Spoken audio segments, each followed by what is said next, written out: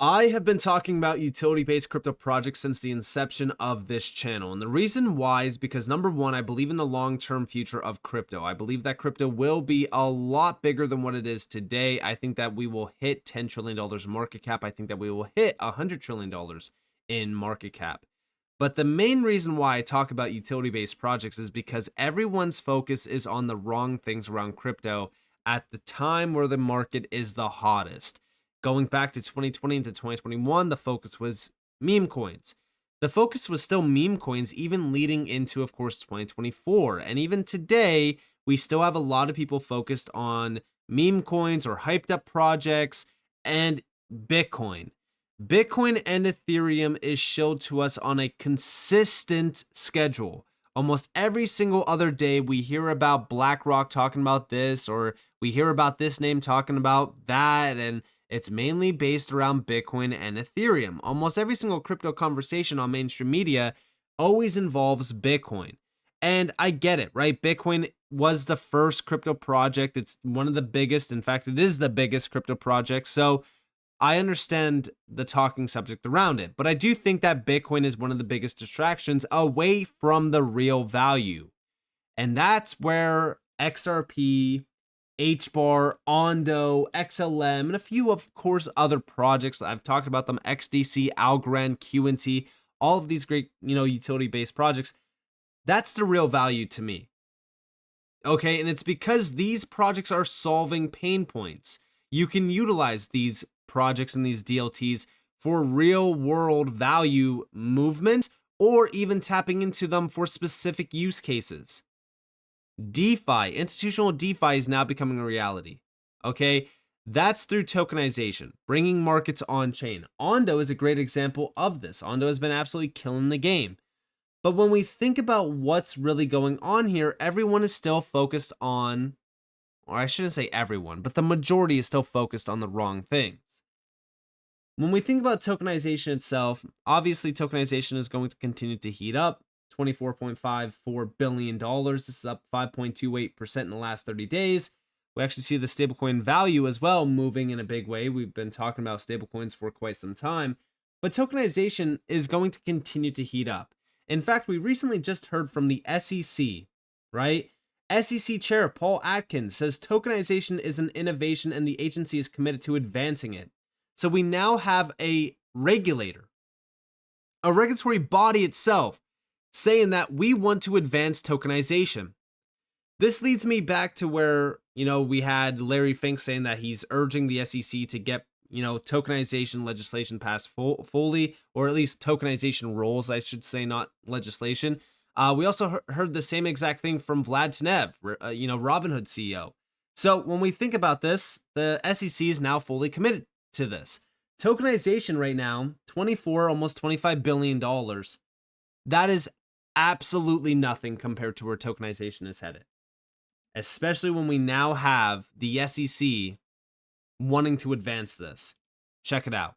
Tokenization is an innovation, and we at the SEC should be focused on how do we advance innovation in the marketplace. And so I would argue here over the last several years, the SEC has been standing athwart efforts to innovate in the marketplace because things have been unclear. The rules have not been clear. We've had regulation through enforcement. That day is over. We are now, my whole goal is to make things transparent, from the regulatory aspect, and give people a firm foundation upon which to innovate and to come out with new products, and so that they know what they're doing. I think there are two things to think about, Andrew, and that's tokenization of U.S. stocks, which is one thing which could drive a lot of cost savings for all parties I'm not against tokenization. And settlement times would be reduced. I'm talking about if you wanted to tokenize SpaceX, which is a private company. And then there's also an access to private credit, I think you were mentioning, which is a complete individual investor access to private credit, which is also another sort of tricky area in that this is also, as you mentioned, it's not as much liquidity. Valuations are very difficult, particularly, I would imagine, for an individual investor. I mean, there are a lot of things here that are new frontiers for investors. Where do you stand on that? Well, two questions. So as far as tokenization and other innovations in the marketplace to make trading and holding securities easier and with quick settlement. My predecessor pushed for what we call T+1, meaning settlement and clearance the day after the trade, the trading day. And so tokenization and other aspects of doing that tokenization in the marketplace is yet the next step to have much more efficiency in the marketplace and certainty of having a trade settle. So yeah, listen, when we think about what's actually going on here, you know, all of these financial markets will soon be on chain. Stock tokenization is only going to accelerate more and more. This is actually being driven by some of the biggest players around the retail side of stocks, which is Robinhood, for an example. And even right now, if we actually look at tokenization and we go over to like just the stocks area, we can see that there's only about $400 million tied to this currently. This is starting to grow in a big way, which we're obviously very excited about. Algorand's like the #1 network when it comes to stocks. Over $264 million is tied to Algorand alone just from tokenized stocks. But again, $392 million, this is nothing. This is drops of water in the bucket compared to where, you know, tokenized stocks are actually headed. And then we think about stablecoins, okay? And again, this all pertains back to utility-based projects. Why? Because these types of use cases, tokenization at scale, this value moved on chain through tokenization itself. It's not just going to sit on chain. This $24 billion is not just sitting on chain. It's being traded 24/7, 365. It will be borrowed against. It will be in lending pools. These types of things are not just going to sit here, which means Bitcoin and Ethereum are out of the picture. Okay, Ethereum right now might be the biggest network. If we actually look at Ethereum, Ethereum is the biggest network right now around tokenization. When we start to see some problems rising around Ethereum not being able to be utilized at scale because of the bottlenecks, because of how inefficient it is to actually transact on, we are going to be seeing a shift. And I think that shift is going to happen very fast because we're starting to see the accelerated push on tokenization and even stablecoin initiatives. But let's go back to stablecoins real quick, because this is at $240 billion, represents over 1+% of the M2 money supply, continues to grow every single year, monthly transfer volume almost at $3 trillion. And by the way, the monthly transfer volume has been growing steadily over the last couple months. Obviously, back in December, we hit the peak at almost $4 trillion in one single month, which was insane. But this continues to rise, and it continues to stay pretty stable for the most part. The reason why I bring up stablecoins is because we're now starting to see stablecoin adoption also heating up. We have over here, Executive Director Bo Hines tells Mara CEO the crypto industry could hit $15 to $20 trillion once stablecoin legislation is passed. Check this out. The capital injection that goes into the digital assets ecosystem as a result of stables is enormous. I think that you're looking at probably an industry going to $15, $20 trillion, because what this does is it establishes really the foundation for all the exciting things that we've dreamed of. Tokenized public securities, 24/7 markets. If you want to access U.S. capital markets, you're going to have to use a dollar-backed stable. And this is what positions the United States to be the global leader. And in reality, we should be pushing this change. We should be at the forefront of adoption of digital asset financial technology and really leading the charge globally in that. It'll protect the U.S. economy. It'll certainly create innovation here in the United States, and that's something that we should all be excited about. The capital.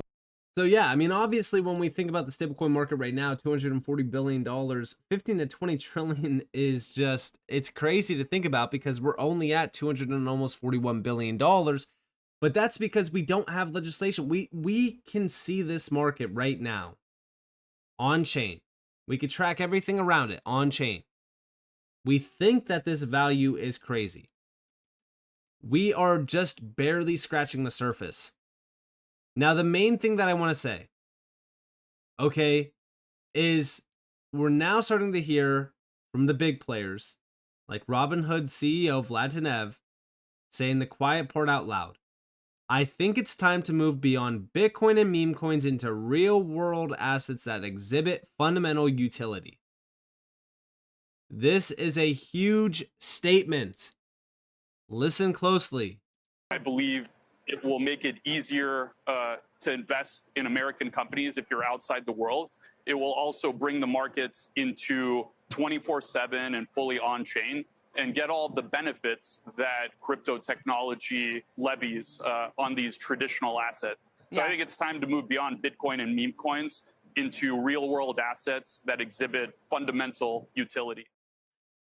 This reminds me specifically of what we heard from Franklin Templeton, which is Bitcoin is the greatest distraction from the greatest disruption that is coming to financial services. Now, I'm going to play this video clip here in a second. I know I played it multiple times already on this channel, but I want you guys to realize that, yeah, Bitcoin is a distraction, okay?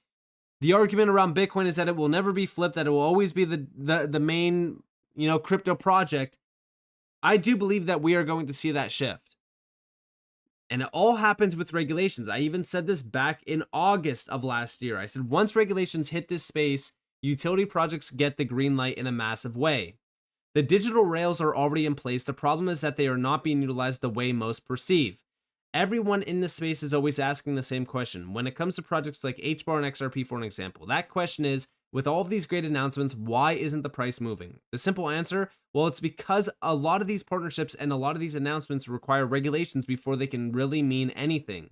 You need to take a step back and analyze what this market currently is, which is a breeding ground of hype driven by speculation. What we really want this space to be is a breeding ground for value driven by utility, which will happen.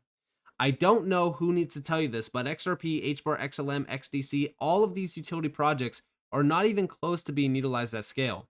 Regardless of what you hear, institutions are still trying to navigate the regulatory uncertainty of this market. Yes, we are seeing names like BlackRock dipping their toes in, but they are not tokenizing trillions yet. With proper regulatory clarity, the floodgates are officially opening up. The light turns green and utility projects will race for the throne, #1 spot. A new king will be crowned, and it definitely won't be Bitcoin or Ethereum, and most fail to accept that. You are either sitting here and doing your homework on this space, or you will simply be left behind. And yeah, listen, we just heard from the SEC chair saying that tokenization is an innovation and the agency is committed to advancing it. When we think about this, this leads me back to my statement on the fact that once we start to see regulations, it opens up the doors. For an example, BlackRock has billions on chain. They don't have trillions yet, but proper regulatory clarity will open those floodgates. Larry Fink urged the SEC to pass tokenization rules. They are now committed to advancing that. This means that we are on the cusp of having all of this really become a reality. And it all starts with utility-based projects. It's no longer about Bitcoin and meme coins. It's about utility-based projects. Just like what, again, Franklin Templeton, one of the largest institutional players out there. Also, by the way, let's go back to tokenization. Okay, let's look at the issuers here. Franklin Templeton, #4. $780 million on chain.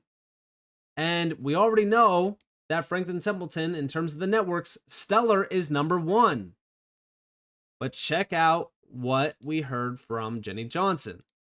Bitcoin is the greatest distraction from the greatest disruption that is coming to financial services. I think AI is probably the other big disruption there. But and there's so much noise around a lot of things like FTX and others. But if you bring the technology down to its core value, it does three things. One is it allows a payment mechanism. #2, it allows smart contracts to be programmed into the token.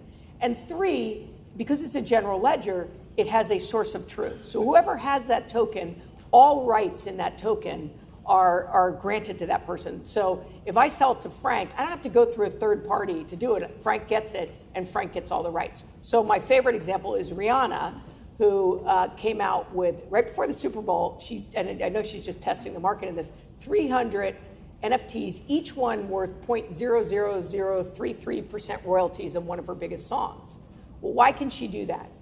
She can do it because when Spotify plays a Rihanna song, it can capture, the smart contract executes and says, I owe royalties here. And so nobody has to be involved in it. And it can take the fractional payment and go to, because Frank's a big Rihanna fan, so it goes to his account, and he owns a couple of those.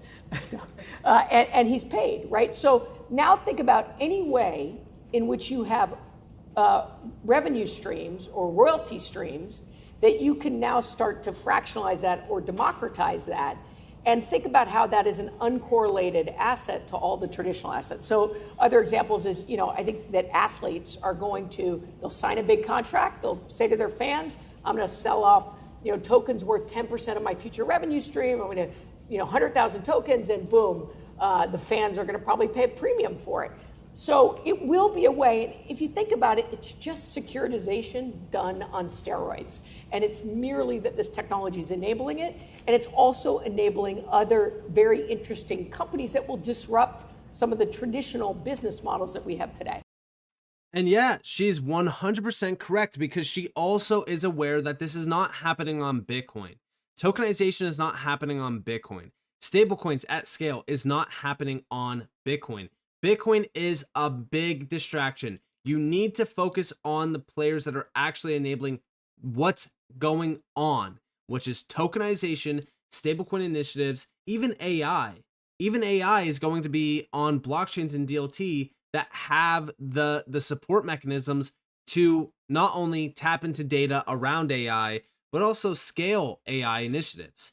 These types of networks you could focus on just going over to rwa.xyz and looking at the networks here and focusing on the networks that are being adopted and growing.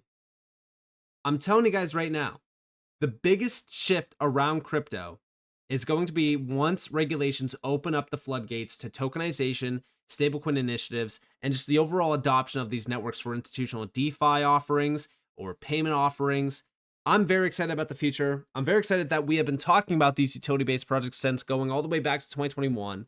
And I'm just very excited about the entire market of crypto finally moving away from the hype and speculative side to a more utility-focused side as well. So with that being said, I hope that you guys enjoyed this video. If you did, definitely leave a like, subscribe to notifications on because more free content. You guys are more than welcome to follow me on Twitter and join the free Discord description below. And with that being said, guys, this is Nick. Thanks for watching. Peace out.